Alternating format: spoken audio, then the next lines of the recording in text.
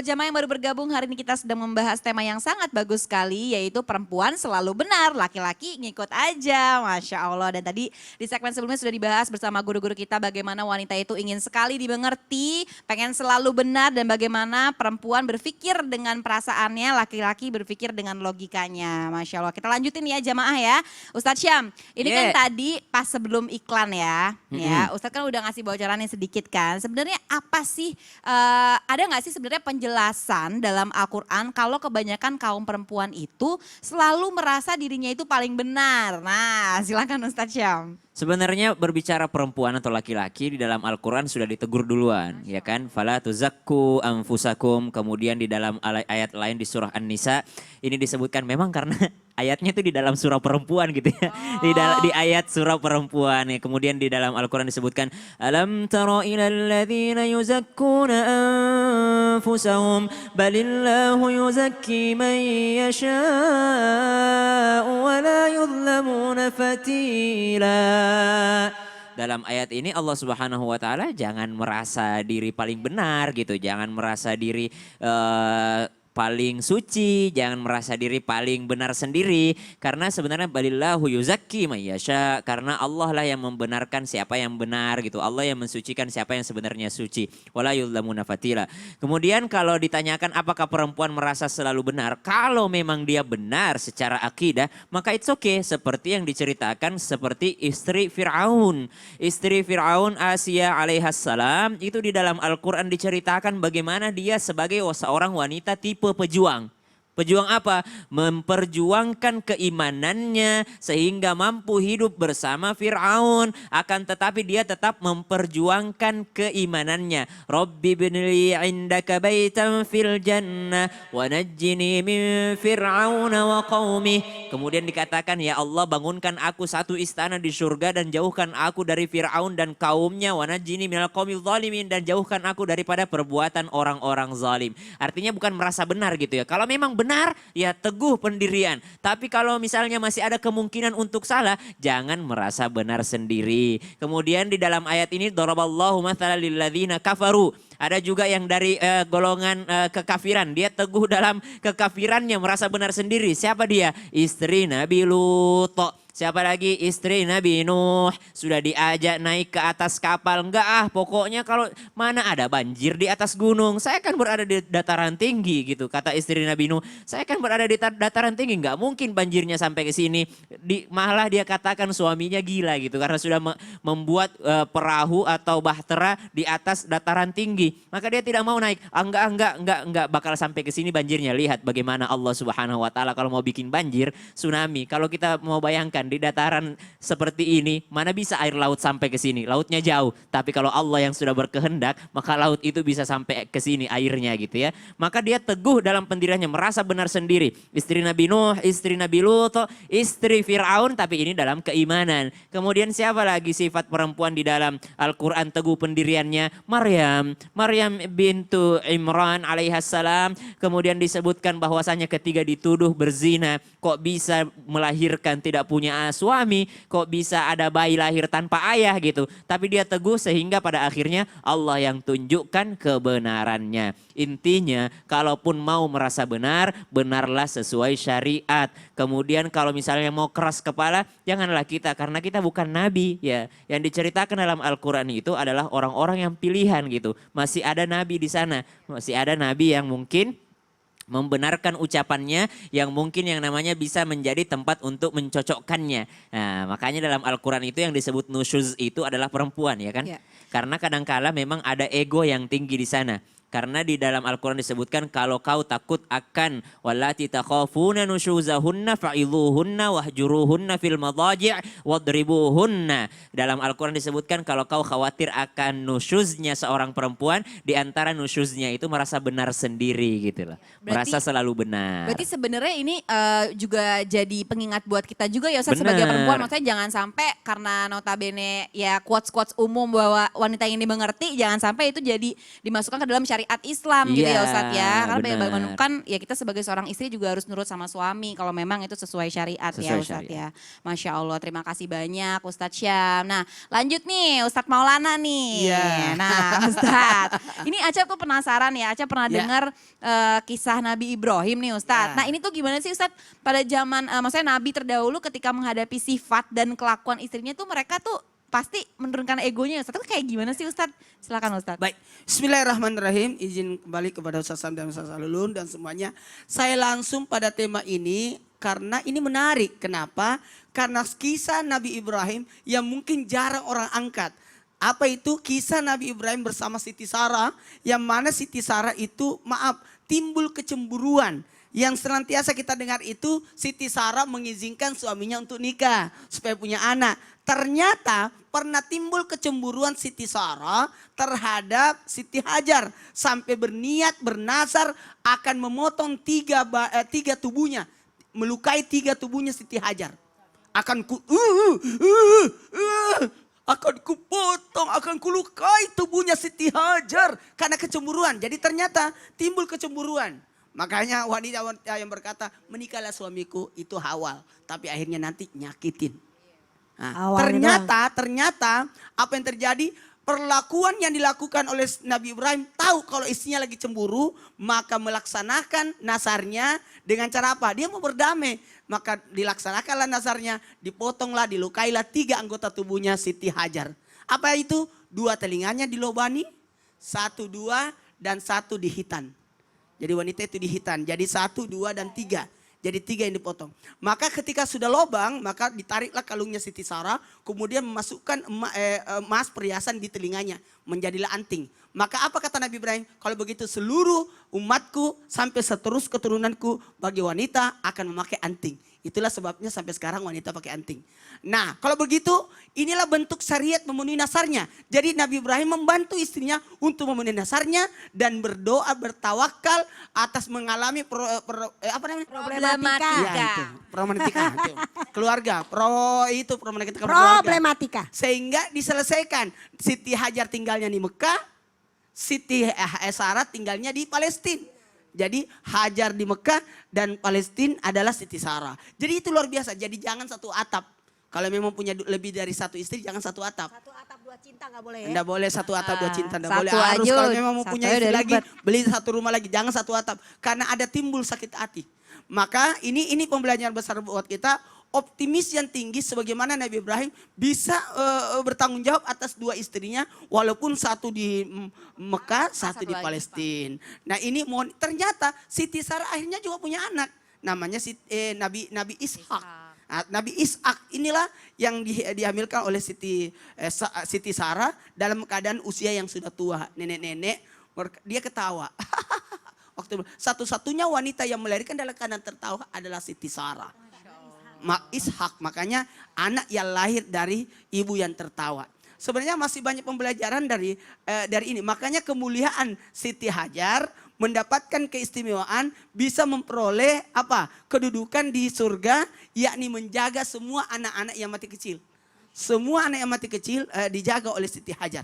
Karena diuji dengan 3 kali ujian terhadap anak. Ketika hamil, ketika melahirkan kemudian dipindahkan ke Mekah. Dan ketika anaknya sudah dewasa, sudah bisa mandiri, ternyata disuruh untuk disembelih kurban. Jadi 3 ujian dan semua lulus. Sehingga dikasih keistimewaan mendapatkan tugas sampai sekarang di surga untuk menemani semua menjaga anak-anak mati kecil semuanya. Semua anak-anak kecil yang meninggal. Sebenarnya ada satu kisah lagi karena waktu sangat terbatas.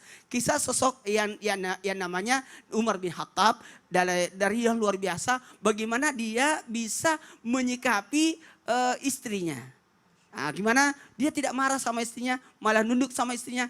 Ketahuilah Umar bin Khattab lewat itu setan kabur. Mencari jalan lain, tapi ternyata dia takut pada istrinya. Sebenarnya bukan takut tapi menghargai istrinya. Lebih bahaya istrinya daripada setan. Menghargai. Bayangin aja Umar bin Khattab aja. Ngalah, Ngalah ya kan? sama bininya, Iya. Masya Allah ya. Berarti ini benar-benar kisah-kisah Nabi ini benar-benar sama para sahabat. Benar-benar mengajarkan kita banget ya Ustadz ya untuk menurunkan ego kita ya. Masya Allah. Ya Jamaah Islam itu Indah, kita masuk ke segmen Curhat Online bersama Jamaah Islam itu Indah. Ini sudah tersambung ya, bismillahirrahmanirrahim. Assalamualaikum. Assalamualaikum. Ya, Waalaikumsalam Warahmatullahi warahmatullahi wabarakatuh. Silakan Mbak. Ya, Ustadz, aku kan udah nikah. Terus usia pernikahan aku tuh udah 2 tahun. Sebelum aku nikah, aku emang udah punya rumah sendiri. Singkat cerita, setelah aku nikah, suami aku tuh ngajak ibu mertua aku untuk tinggal bareng. Sebenarnya aku nggak ada masalah. Tapi kenapa kok makin kesini kok ibu mertua aku selalu ikut campur urusan rumah tangga aku. Apa-apa harus begini, harus begitu. Aku jadi risih, Ustadz. Pokoknya ibu mertua aku tuh harus semuanya harus selalu bisa, sedangkan kan aku di rumah juga kerja, bantuin suami segala macem, ibaratnya aku tuh harus bisa sumur, dapur, kasur, aku tuh harus cari uang sendiri juga harus bisa. Ya udah aku nurut aja, aku nggak mau debat sama mertua aku ya kan Ustaz. Terus aku juga berat banget ngejalaninnya Ustaz, setiap hari kan harusnya aku ngepel setelah pulang kerja udah capek, masih harus nyetrika segala macem, tapi ibu mertua aku tuh masih kurang aja gitu aku di mata ibu mertua aku. Terus suami aku juga diem aja gitu, nurut aja sama ibunya, ngeiyain aja ibunya mau apa gitu.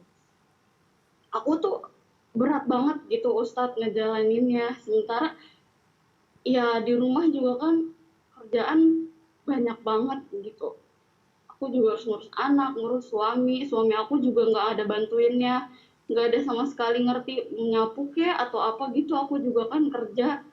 Terus ibu aku setiap aku belanja juga dia masa mintain struk belanja aku, padahal itu pakai uang aku pribadi aku sendiri, itu aku harus gimana ya Ustadz, aku nggak kuat banget, aku nggak tahan Iya, gitu. oke Mbak. Terima kasih banyak ya Mbak. Ini langsung akan dijawab oleh Ustazah Lulung. Silakan Ustazah. Ya untuk yang bertanya, terima kasih ya udah bertanya. Ya mudah-mudahan kita bisa saling sharing di sini. Kalau emang kita pernikahan itu kita pengen enjoy, pengen nikmat, pengen indah. Ini nikah udah mah kita juga kerja. Di rumah juga disuruh kerja, bukan sih kita ngeluh ya. Ya kita ikut ini juga ya, ikut berdoa lah semoga ini persoalan selesai. Yang penting komunikasi. Jadi kalau kita belajar dari para ulama terdahulu, maaf nih, maaf, pakai kata-kata nih maaf nih Ustadz. Ketika kita menikah istrimu bukan pembantumu. Nah ini. Para imam mazhab juga menyatakan seperti Imam Hambali, Imam Hanafi semuanya ya. Ada semua ini jumhur ulama mengatakan kalau memang seorang laki-laki ini mampu memberikan asisten rumah tangga misalnya nih ya. Karena itu adalah kewajiban untuk si suami memberikan hal itu. Karena istri sendiri nggak wajib cari nafkah. Ini tadi dia kerja juga cari nafkah. Bahkan rumah-rumah dia juga ya, rumah dirimu juga ya nak ya. Nah ini gimana? Rumah punya dia juga nyari duit. Padahal dalam surat An-Nisa 34, Arijalu qawwamun 'alan nisa. Laki-laki yang harusnya bahasanya nyenengin istri. Artinya sama-sama ngerti dong. Tapi mungkin ini suaminya ngerti. Tapi ya ada mertua. Ini tadi nggak boleh ada dua ratu dalam satu rumah. Ya. Tapi ini kan namanya orang tua kita, orang tua suami kita, orang tua kita juga. Bagaimana nih? Serba salah. Ini yang disayang, ini yang disayang. Ini juga pasti suami juga bingung. Ini emak gue, ini istri gue. Bagaimana? Dalam fatwa mazhab di sini dalam kitab Badai, dalam kitab Az-Zahabi, dalam kitab semuanya nyatakan apa? Seorang suami kalau memang istri itu memang sudah capek dalam artian memang karena dia kerja lagi, maka suami juga harus ikut yang namanya membantu pekerjaan rumah. Mazhab Maliki juga seperti itu. Jangan memaksa istri untuk memberikan yang namanya nafkah. Bahkan kalau dia bisa ngasih khodimat, wajib gitu loh. Ya, Jadi benar. nih nikah nih jangan aduh gimana ya, saya juga ya mudah-mudahan ya terbuka ya. Mudah-mudahan kita doain juga ngobrol lagi sama suami dan sama ibu. Ya, bismillah ya Mbak, mudah-mudahan bisa dikomunikasikan mungkin ya secara terbuka. Ya, terima kasih Ustazah Lulung. Ya Ustadz Syam silakan. Ya dari Ustazah Lulung kita belajar sama-sama, begitu juga mbaknya mungkin bahwasanya muasyarah itu penting, artinya musyawarah dan muasyarah itu penting. Muasyarah itu artinya kita kasih tahu ke suami gitu kan, kasih tahu kepada suaminya bahwasanya pekerjaannya udah begini, begini, begini. Atau kasih lihat aja gitu bahwasanya saya tuh udah ngerjain semuanya tapi ternyata di mata ibu tuh aku selalu kurang gitu kan. Insya Allah kalau suaminya adalah seorang suami yang saleh maka insya Allah akan mengerti. Tapi kalau misalnya dalam keadaan suaminya pun bukan orang yang saleh, kemudian ibu mertuanya pun bukan salehah. Ya udah kita ngukur diri sendiri aja. Apakah kita sudah salehah di hadapan Allah Subhanahu wa taala? Karena kalau berhubungan dengan ujian seorang yang sudah menikah mungkin diuji dengan pasangannya, yang tinggal sama mertua itu akan diuji dengan mertuanya, apalagi yang belum menikah kan semua ada ujiannya dan ujian ini tidak akan pernah abadi gitu. Jadi artinya kalau misalnya udah capek dengan ujian ini ya diukur aja bahwa tidak akan ada yang abadi itu. Ujiannya nggak akan ada yang abadi. Kita mau tinggal berapa lama sih? Apakah akan abadi bersama mertua? Nggak juga. Misalnya mungkin mertuanya lama-kelamaan juga meninggal dunia atau kalau bukan orang mertuanya meninggal dianya yang meninggal dunia gitu. Iya. Kita nggak ada yang abadi di dunia ini Iya maksudnya benar, gitu. Masya Allah. Terima Ya. kasih banyak Ustaz Sam. Jadi sekali lagi ya Mbak. Sabar gitu ya. Sabar ya Mbak dalam menghadapi ujian ini karena ujian gak selamanya. Bismillah mudah-mudahan mungkin kita bisa perbaiki hubungan kita dengan Allah agar Allah memperbaiki hubungan kita dengan manusia lain ya. Amin amin ya robbal alamin. Terima kasih banyak Mbak. Apakah mau ditanyain lagi Mbak? Ada lagi yang mau ditanyain? Ustazah cukup. Oke. Oke, terima kasih banyak Mbak. Assalamualaikum warahmatullahi wabarakatuh. Ya. Ya lanjut ya Ustazah. Ini emang masalah perempuan tuh nggak ada habisnya Ustadz. Aduh Masya Allah. Perempuan. Apalagi nih kalau udah berhubungan dengan mertua ya pasti ada aja satu rumah pula Masya Allah. Nah Ustazah ini aku mau nanya nih ya. Salah nggak sih kalau kita ini sebagai istri mempertahankan pernikahan kita padahal kita udah mergokin suami kita selingkuh. Innalillahi. Nauzubillah min dzalik ya. Itu gimana? Soalnya kalau kita ngomongin pergokin gimana ya? Saya udah pengen Udah pengen udah gak kuat ya gitu loh. emosinya. Jadi aku udah selingkuh gak boleh argumen, bagaimana? Penasaran? ya, Udah, jadi Kak, tapi apa alasannya? ya pasti ada alasan lah kenapa seperti itu. Oh, ya udah, ya nanti udah, aja ya lah, udah, ya nanti. udah. Pak Ustadz, Berarti- maaf ya Pak Ustadz ya. Berarti gak boleh nih ya, gak boleh sekarang ya, ditahan lagi ya jamaah ya. Tapi sebelumnya kita lihat dulu yuk, ada petuah nih dari Ustadz Maulana. Ini dia tayangannya, silakan. Mau lihat ah? Aduh, ya Allah. Suaminya Bu Ega lagi sakit lagi. Ada jamaah. Assalamualaikum. Saya lagi akan membesuk orang sakit. Ternyata membesuk orang sakit itu ada aturannya, ada adabnya. Salah satunya dari hadis riwayat Ibnu Majah disebutkan pernah Nabi SAW menemui seseorang untuk dibesuk. Lalu ditanya mau dibawain apa. Terus mau dibawain makanan kue. Maka Nabi pun mencarikan makanan kue. Makanya salah satu sunnahnya ketika kita membesuk, nih bawakan sesuatu yang menyenangkan untuk itu. Apalagi adab-adabnya. Penasaran kan? Itu ya, saya kesana. Ya di Ustadz, Oh, ini suami ya. saya yang lagi sakit Ustadz. Masya Ini. Allah. Silakan Ustadz. Assalamualaikum Pak. Waalaikumsalam, Ustaz. Oh iya, makasih banyak. Silakan. Wah. Aduh, repot-repot ya. Iya, enggak apa-apa. Ini Pak, maaf ya. Makasih. Sekedarnya. Gimana kabarnya Pak? Baik, Pak. Alhamdulillah. Oh iya. Kata dokter gimana sakitnya? Aman ya? Ya, agak meriang gitu. Jadi harus istirahat. Ada doanya? La ba'sa tahurra insya Allah. Tidak ada masalah, insya Allah disembuhkan oleh Allah. Ya, ada kemuliaan orang yang membesuk orang sakit. Apa kemuliaannya? Siapa yang membesuk orang sakit ada 3 yang didapat. Itu adalah bagian dari rahmat Allah karena kita memberi rahmat kasih sayang kepada sesama manusia sehingga Allah pun memberikan rahmat. Kemudian malaikat menyertainya.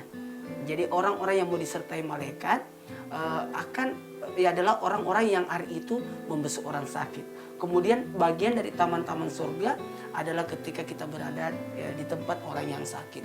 Dan sebenarnya ada yang perlu diperjelas. Sebenarnya kalau ada orang sakit, justru orang sakit itu dikabulkan doanya. Karena beliau lagi diberi keutamaan kemuliaan oleh Allah, diberikan keringanan oleh Allah lewat apa? Keringanan dalam al-ibadah, di mana keringanan dalam al-ibadah ini adalah ada sesuatu yang dia dapat pahala walaupun dia tidak melakukannya. Kenapa? Contoh dia selalu ke masjid tapi karena dalam ini tidak ke masjid, maka tetap dapat pahala. Kenapa harus bawa makanan Ustadz? Gini, ketika kita memberi sesuatu itu bentuk perhatian. Apa saja yang kita kasih. Nah untuk itu, ayo besuk sahabat kita, besuk teman kita. Itu adalah bagian daripada kewajiban muslim atas muslim lainnya. Mudah-mudahan bisa kita amalkan ya. Alhamdulillah. Yuk, pamit dulu. Kasih Ustadz. Mari Pak. Ya, mari. Subhanallah walhamdulillah Whoa,